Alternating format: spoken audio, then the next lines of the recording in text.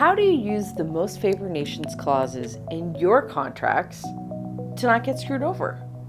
Or better yet, to negotiate a better deal?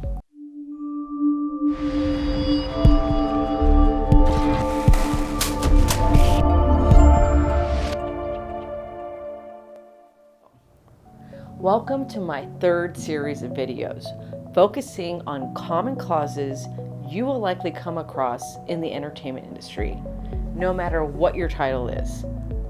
In this first part of the series, I'd like to talk about the most favored nations clause and what it actually means.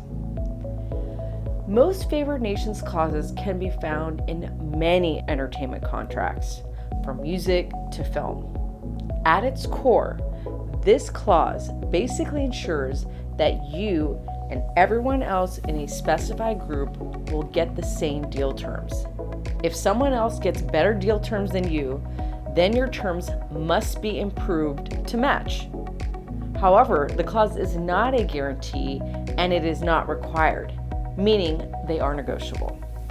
The negotiations on a most favored nations clause may also include specifics on what part of the contract is on that basis, meaning will the clause govern your compensation, your perks, your credits? Let's say you're a background actor in a film. Your contract will most likely not include deal terms on a most favored nations basis with the two lead actors, but it may provide for all the background actors as a group. This is because the deal terms that lead actors and megastars can negotiate for are likely not included for every single actor in the film. This would result in an insane budget for the production.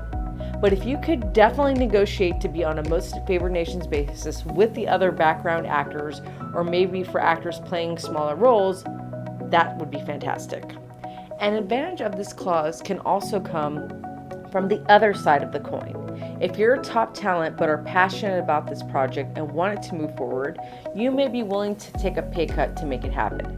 Having your deal be on a most favored nations basis is a way to ensure that this pay cut won't affect your quote on other projects and is easily explainable and presented as a one-time thing for a passion project.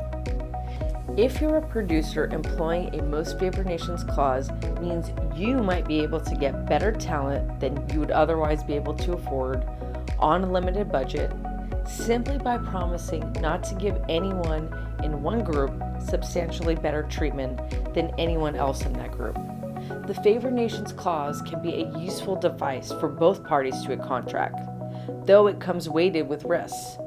Make sure you have an experienced entertainment attorney review your contract to help you get the best deal you can, no matter what side of the contract you're on.